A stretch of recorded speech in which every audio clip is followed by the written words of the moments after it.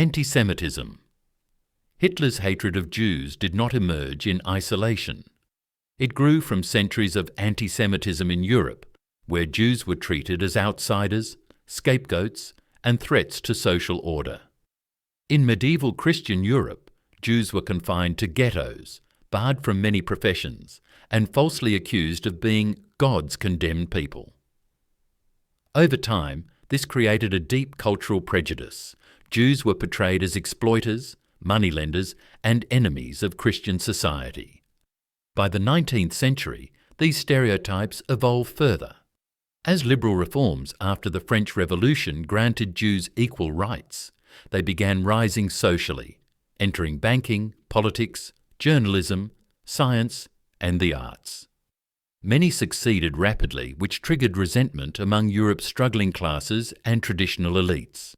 In the minds of many nationalists, Jews became symbols of capitalism, modernity, and liberalism, forces seen as eroding traditional German values. When Hitler grew up in Austria and Germany, these ideas were everywhere. He absorbed the belief that Jews were not just a different religion, but an alien, threatening force. To him, they symbolized everything he despised: social change, democracy, financial power, and cultural influence. This long-standing European hatred laid the foundation for Hitler's personal obsession, which would later evolve into the core of Nazi ideology. Race theory. Hitler's hatred of Jews intensified when anti-Semitism shifted from religion to race in the late 19th and early 20th centuries. For centuries, Jews had been disliked for their faith, but now pseudoscience reframed them as biologically inferior, a threat to the purity and survival of entire nations.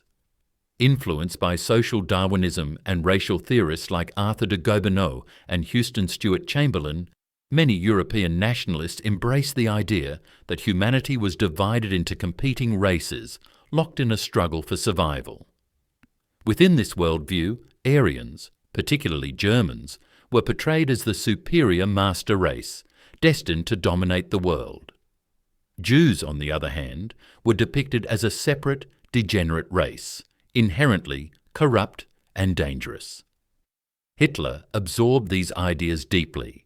He believed Jews were not just different, but biologically wired to undermine nations.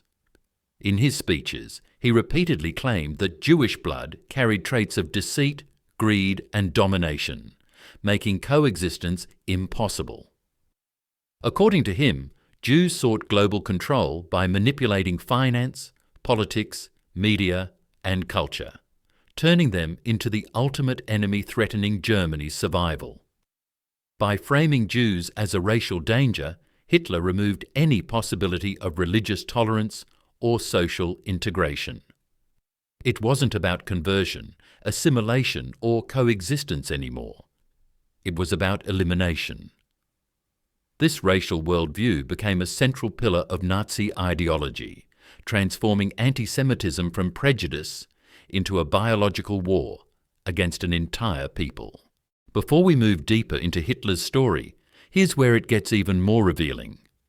We've uncovered how centuries of prejudice and racial theories shaped his worldview. But ahead, we'll explore what really transformed Hitler from a struggling artist in Vienna into someone obsessed with a single enemy.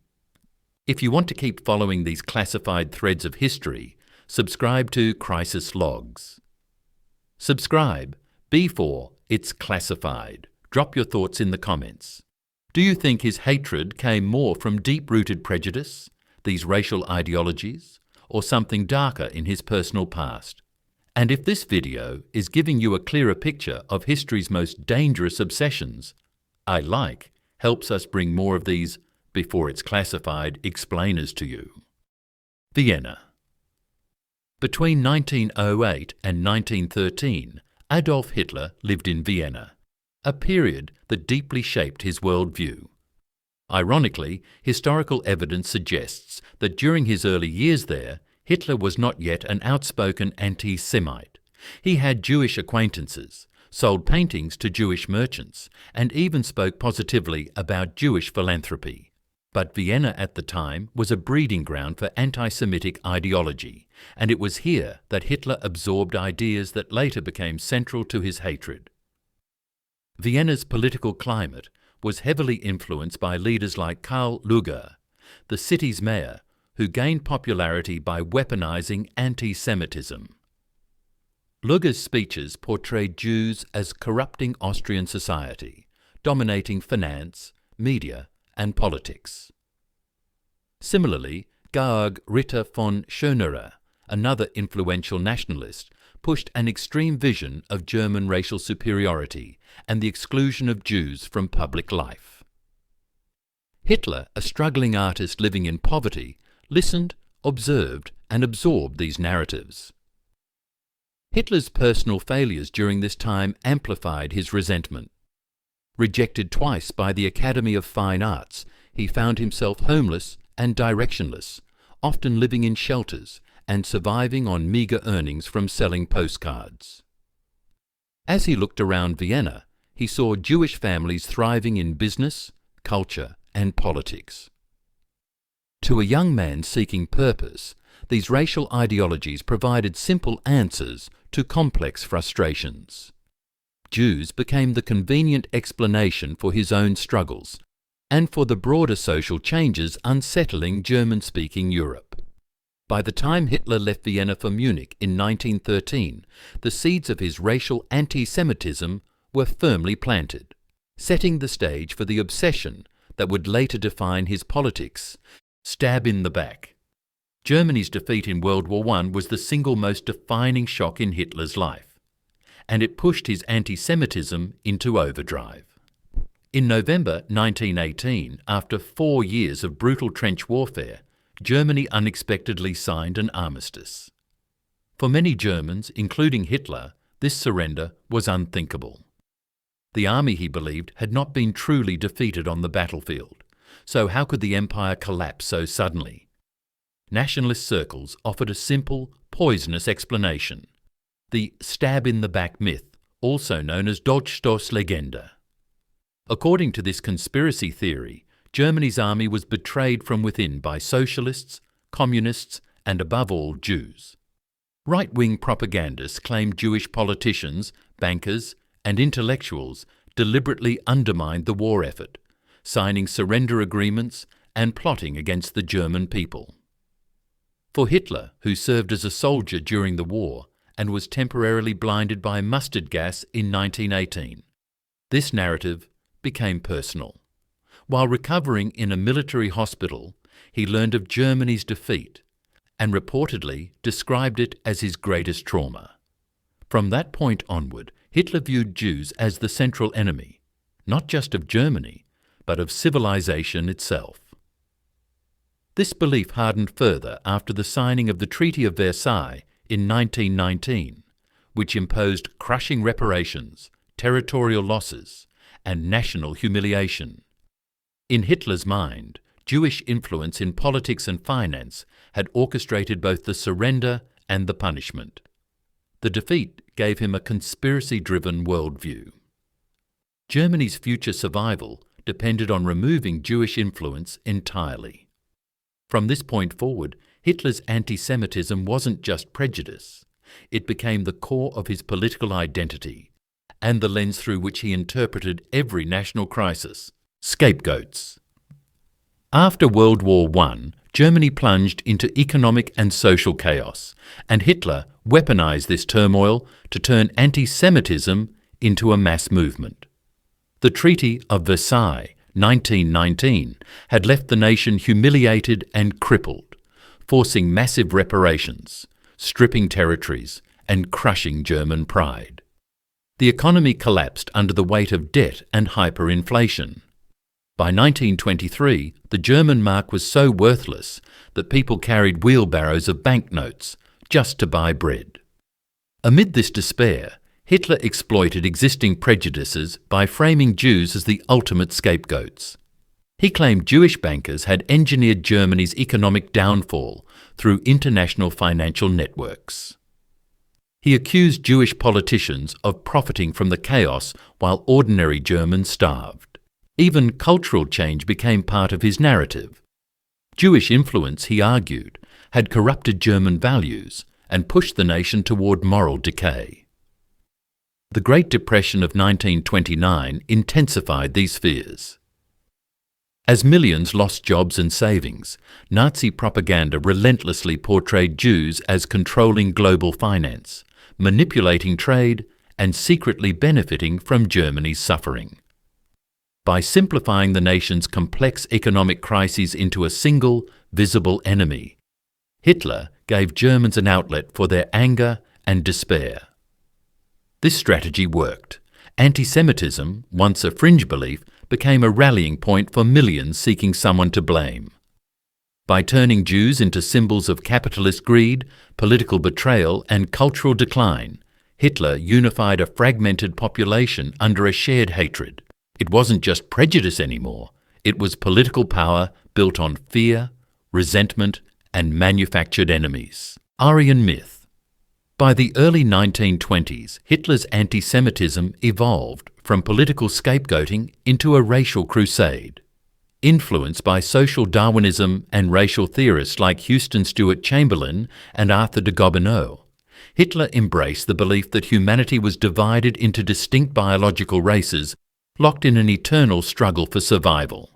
At the centre of this ideology was the Aryan master race, a concept Hitler believed represented the peak of human achievement, destined to rule the world. In contrast, Jews were cast as a biological threat, a race inherently corrupt and degenerate, working to destroy Aryan purity from within. For Hitler, this wasn't about religion or culture anymore. Jewish identity was permanent, unchangeable, and dangerous. Conversion or assimilation didn't matter.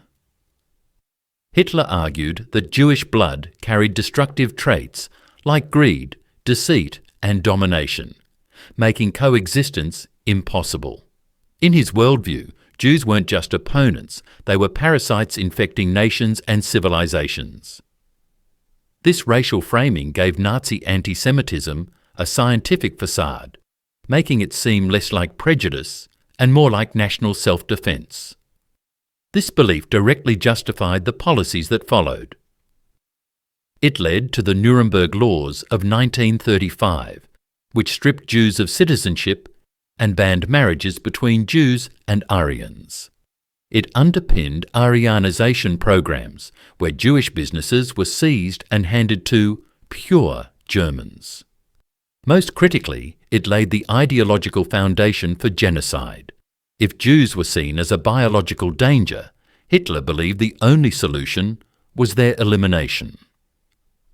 Through the Aryan myth, anti-Semitism became not just political rhetoric, but a racial war for survival, turning hatred into policy and action.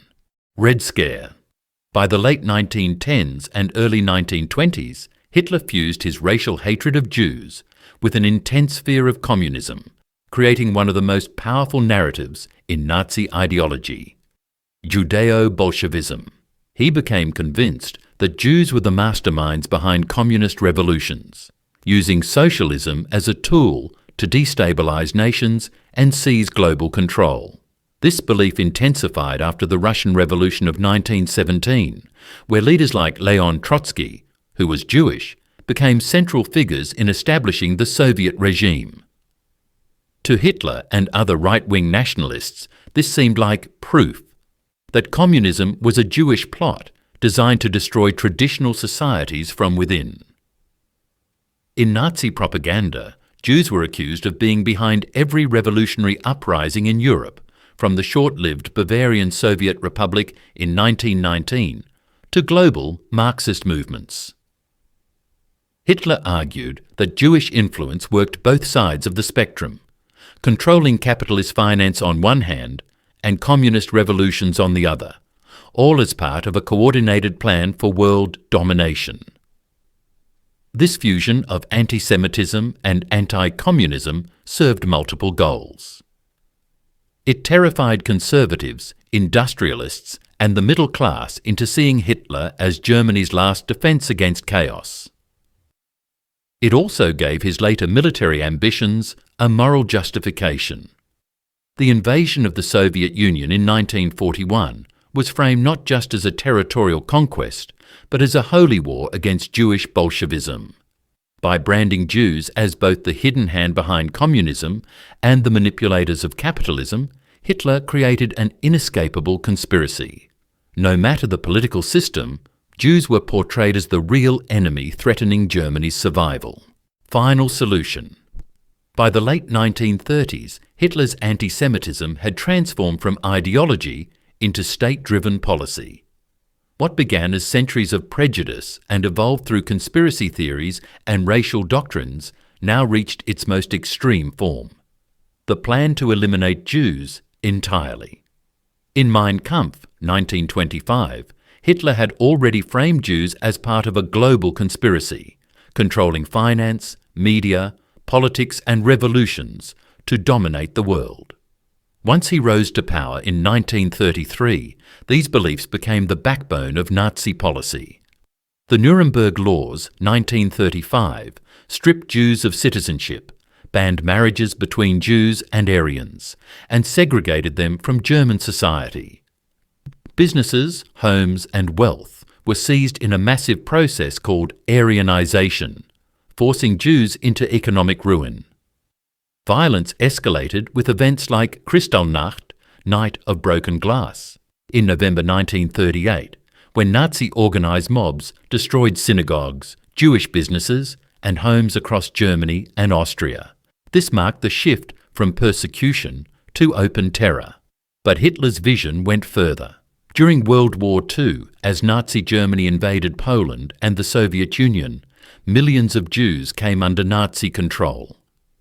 In 1942, at the Wannsee Conference, senior Nazi officials formalized the final solution: the plan for the systematic extermination of the Jewish people. Death camps like Auschwitz, Treblinka, and Sobibor became the machinery of genocide. By the end of the war, approximately 6 million Jews had been murdered. For Hitler, eliminating Jews was not just political, it was, in his mind, Germany's path to survival. His hatred had evolved into a global war against an imagined enemy, turning anti-Semitism into one of history's most catastrophic genocides.